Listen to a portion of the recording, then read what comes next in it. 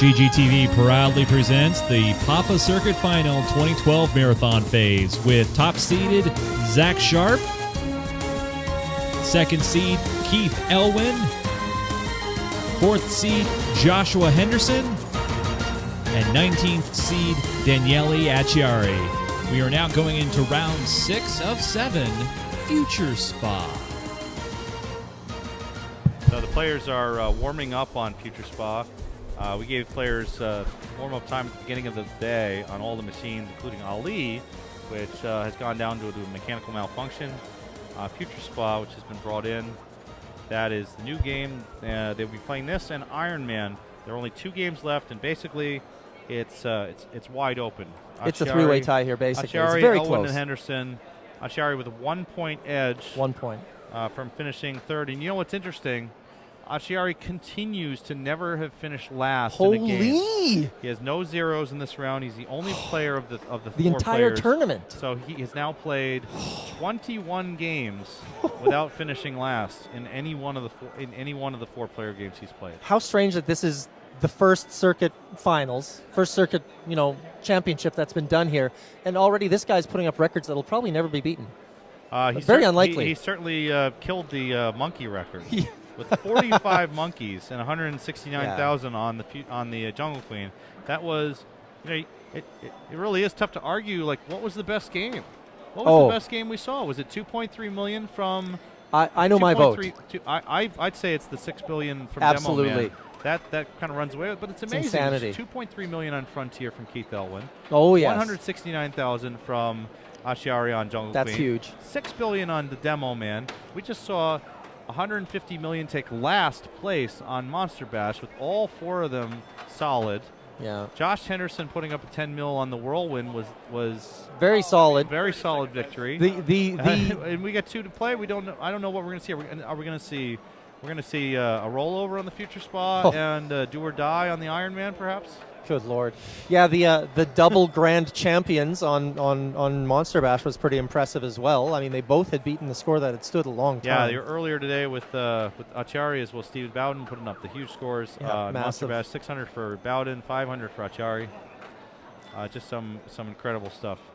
This again is a good time to talk about the fact that we are planning to do more coverage like this. We will be covering these Pinburg finals on Sunday. Pinburg. Wait. Who signed me up for that? What are you Chase, talking about? All right, well, you might even be in the Sorry, finals. buddy. I should be in the finals. Guys. Right, well, if you're not in the finals, then we'll what's going to happen if we all qualify? Yeah. Is the booth empty? Well, I can't qualify myself. That's right. Okay, so we've got some backup here. As tournament director for Pinburg, I'm ineligible to participate. I mean, Fair you enough. can't run a tournament with $60,000 in prizes, and they ask, "Hey, who won?" And I say, "I It was won." me, buddy. Me. Who gets the car? That's I not get the quite right. car. Yeah. The question is moot. Moot. It's that would not be a professional tournament. I'll put it that way. And no one would ever come to see us again here. But I still would. We are running I'd Pinburg, be here. I love you guys. Pinburg starting Friday morning. We won't be live until Sunday for the finals, but there are $60,000 in cash up for grabs, $7,500 for first place. I'm grabbing the champ again, we'll guys. Be watching the finals here in the same way that you're seeing it here live on GeekGamerTV and through papa.org. You can visit our blog. You can see us at Papa Pinball on Twitter. Or and Aiden's got Keith Elwin here. Well, before we start up, I want to grab this guy one more time. Okay, so we just talked to Keith a couple games ago as he was totally disappointed with his play. Keith, I don't know if you're aware, it's now 11 points. That was 1 game ago. That was 1 game? That was a long game. Oh, my God. Hey, Eden, sir. You really should be grabbing the belt here and asking the opinion of what he thinks of the belt. The belt? Yeah, I will do that right now. The championship belt. Where is the belt? Where is the belt? The belt was on a game a while ago. Someone walked off with it. Oh, they're about to start here. Keith, All I right. want to really quickly. Yes, Okay. quickly. It's 11 to 10 to 10. You're right back in this thing compared to just even a game ago. How are you feeling now? Same. The same. Okay. No improvement. I'm asking you again after this one. Get over there. Good luck. And that is why. Maybe that's a good thing. This is why we refer to Keith Elwin as the loud one. Yeah. Or more like Captain Verbose. I think that those are our nicknames for him. Actually, Keith and Randy Elwin together are the designers of the top-down camera rigs that you see here. Papa created those rigs about 3 years ago based on the design provided by Keith and Randy. And without their work on pinballvideo.com and Pinball 101 and now Pinball 102, which will be coming soon, there's just no way we would be able to provide this coverage. This is something that would not have been able. Oh, darn! As we start on Future Spa, talk about a couple of the strategies here, and there is a hole that you just saw Zach lose his ball through on the right side. It's a very unusual design. This game has 2 out lanes on the left. One of them is now covered up by a gate. There's only 1 out lane. There are 4 lanes on the left. And that lane, which normally would be an out lane on any other game, is a point-scoring lane on this game. What? What's that about? And apparently in the future, Very when you go to a strange spa, Yeah. you can score points from the out lane. Does everyone wear bathing suits and they all are like jumping down slides and stuff too? They are all jumping down slides, and they are weightlifting with lasers. It's really the very laser impressive. Now, is it me, or does it look like those are the Olympic rings in the center of the playfield? Maybe they planned to do an my. Olympics game, and then they lost the license. Did you not notice that before? I just noticed it now, and I've played this game for years. Wow. This is a 1979 game, so it wasn't like there was an Olympics around there, but there was the 1980 Olympics. That's true. But then the U.S. backed out of, so maybe they had the license for the 1980 Olympics. Yeah, that's really bad speculation. That's But anyway, the goal of Future Spa is, of course, to spell the words Future Spa. Now check this out. What a move! That That's exactly how you do it. That is exactly how you win belts. Oh my you god! win the belt. That is, And now he's got to do it again. again. He's got it away. Now there's a set of drop targets there. Those are the multipliers. And they also spell the letters in Future Spa. So you earn a letter for anything here. Did it? Oh, you got it. He is so good. That's incredible. Well he done. He missed the shot to the multiplier, but very, very, very high quality. Yeah, that play first from inline Daniel. drop target just And- likes the spinners, I believe. Yes, for the 1,000 first spin. This is a little bit like Frontier. Same company, a few years earlier, but same overall idea that first drop target doesn't do much for you. But after that, you start getting multipliers. And the real trick here to getting a big score is the multiply bonus. So with Josh Henderson taking over, he's kind of staring around a little bit. I worry about this. This I am may too. mean he has little experience in the game. I can tell you that he attended our Northwest Pinball Championships a few years ago when it was in there, but I would be surprised if he played it since. Oh boy, that's trouble. He got out of there pretty well. So you know, I've seen Josh play on some games where he doesn't have much experience and just killed the game anyway. Yeah. So again, the situation is that Josh Henderson, Keith Elwin, and Daniele Acciari are all within 1 point of one another in our 4-2-1-0 scoring system. With 2 games to go, this Future Spa and then Ironman, and that's a disappointing drain, center drain there that was probably pretty unavoidable, but he got into trouble earlier than that, and maybe could have prevented that. I noticed who was player 1 for us against? It was Daniela? Player 1 was no. Player 2 was Daniela. Player 1 was Zach Sharp. Zach. Maybe it was Daniela I was thinking of then. Someone did collect all the Future Spa letters, and that was make you... Daniela, and those letters carry over from ball to ball. So right. Daniela will be sitting on 18,000 in bonus, and there's a tap pass from Keith. That could be trouble. Yeah, it's the out lane. 4 lanes over there, and 2 lanes are out lanes. Yeah. There is a gate. There's a light at the top that you see 2 yellow arrows at the very top with the letters T and U. If you go through either of those letters, you will block off one of the 2 out lanes. As it happens, Keith went down the one that would have been open anyway, so it wouldn't have mattered. But when you plunge, you want to go in, not that lane, but the one just to the right of it. And, and the house exactly ball for Zach. Now again, Zach is unfortunately basically eliminated at this point. He is playing every game for $100. Yeah. The winner of every game gets $100. He will receive an $800 prize for making it to the circuit final 4, and he did so by killing tournaments around the country throughout the year, winning 2 of them and finishing right near the top in some others. He won in Portland at the Rose City Showdown. He won in Chicago at the GameWorks Tournament Champions early in the schedule, and he took 2nd at the Pinball Expo also in Chicago. Now there was 10 events, and is he the only one to win multiple? No, Keith Elwin won 2 events he did as win well. 2. So other than Keith won 2, and Zach 1-2. That, and here's Daniele aiming for the spinner, and I don't really like that play. He should be aiming for the bonus multiplier to the exclusion of all else here. It's a huge amount of points to get the multiplier. That loop around is worth a few points, but he really needs to just get the ball on this other flipper, and this is where some of his flipper skills could stand to be improved. He doesn't do tap passes. He doesn't do post transfers very much. Right. And that's done. And that's the gate. And so if he had gotten the T and the U at the top, now as it is, he's still got a big bonus. So he's. But if he had a multiplier there, he could have closed it out. And you know, Bowen, I was saying this before the game where you and I discussed it, that Josh Henderson and Daniela were the two we were worried about. We're worried about the game knowledge the a little bit. And they're really came in handy. It really showed you got a spinner lit for 1,000 to spin. You're like, yeah, that looks like good points. But it's just not worth it. It just wasn't worth it. As Josh goes up through the gate open, that's a fortunate outcome for him. And he's got the spinner lit. That's the first target. You get the 4 targets here, and you'll get 6x. That's nice there. That'll give him a letter and some points. And look out. He's got the gate. What an unlucky kick. Well, what a lucky kick for him to get the U through the top earlier. Because if he hadn't done that, that's trouble. Wow. He tried to save that. It was a good move trying to get it in the left out lane, which is actually a return in a scoring shot. 62,000 on the board for Josh Henderson through 2. We've got a significant lead for Acciari at 167. Good plunge there by Keith Elwin. Okay. Got the ball there. Now he's going to tap over to the right. Oh, yeah. Tap, tap, tap. Very nice. Perfect tap. Really nice. Make the drop. Now, Keith would say this is textbook play. And he's going to bounce this over.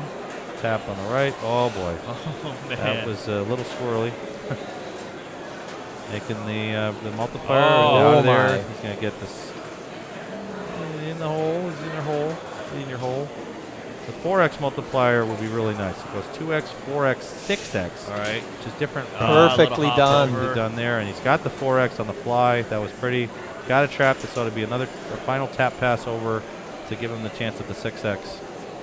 And this is exactly why I was saying earlier that I felt this game was going to favor Keith Elwin of all people. He missed it. Oh, he missed the 6x. Incredibly bad. No, that was a near drain there.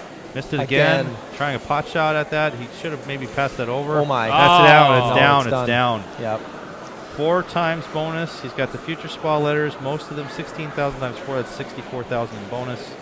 But he needs more. He needs more. He needs to get at least 4x in his next ball in order to make up the deficit he has with Acciari. Right. His tapping is so good. His tapping is so good that he can get the ball basically to either flipper for a trap, and it's as though at that point it's as though he's at the ball exactly where he wants it. Right. And the way it's out of control, there's no reason really to take those pot shots. He may feel confident with the shot, but why not wait? Wow. That drain has been like crazy today. That was nasty. And unfortunately for Zach, that is going to be a completion of the game. That is it, eh? And he gets the 0. He will take another 0. So 4 last place for Zach Sharp. Which you would not expect from him. Absolutely not expected. No. He is a better player than the score indicates He's As the Acciari, if he can make a going couple of into multipliers here, and he's got the gate open from the plunge. That was very nice. You can reopen the gates, and he did it. And got the one letter he needed. That was the last letter for Future Spa. He's reopened he has completed he's got the gate again. And he should be holding the flipper up and letting it hop over to the other side. Give him a chance to make that 4x. He's not going to get a chance. But in Italy, spinners are big.